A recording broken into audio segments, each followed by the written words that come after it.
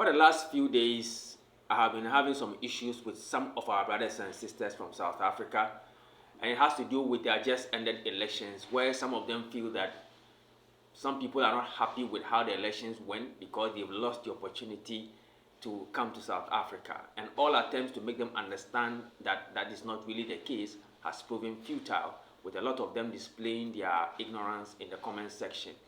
Now, this message is not directed at South Africans because some of them are very opinionated. They think too highly of themselves, like I always say. This is to the rest of Africa. I know very well that many people are, taking all chances and are doing everything possible to flee the African continent. Of course, majority of you are not going to South Africa. You are going elsewhere. Many people are dying in the Mediterranean Sea. Many people are dying trying to find their way to the United States of America. And I wish to share my thoughts on this. It didn't start today. In fact, I remember back in university, my closest friend, at the time and to this day, used to talk to me. In fact, he was the first person who talked to me about the American visa lottery. And even since that time, I wasn't interested. My brother kept on, telling me, look, I have relatives there, and they're telling me about the American visa lottery. We gotta go, we gotta try, we gotta apply. I told him, my brother, I'm not interested. I don't want to put out his name here right now. And he took my details and he applied for me. And in fact, I didn't follow up. I don't know what happened. After we graduated, he did not give up. He tried, relentlessly until he won the lottery. He went for interview and then he went to America. And since that time, he has been trying everything possible to get me to join him in America. And I have been dragging my feet, to be honest.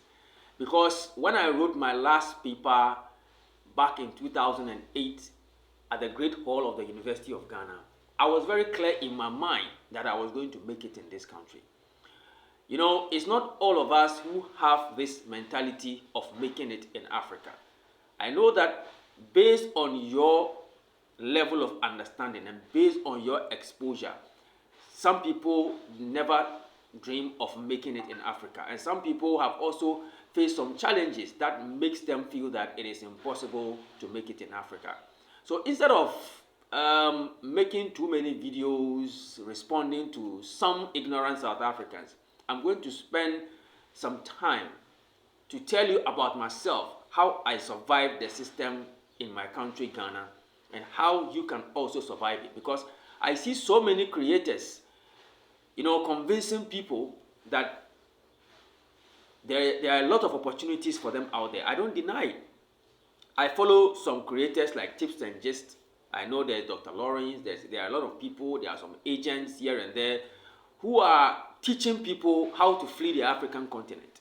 And some of these people, because of the situations they found themselves in when they were in Africa, they took advantage of the opportunities that came their way and they went outside the continent and they are doing very well. And they also believe that in order for them not to be selfish, they should share some of these tapes with their fellow Africans so that they can also join them out there.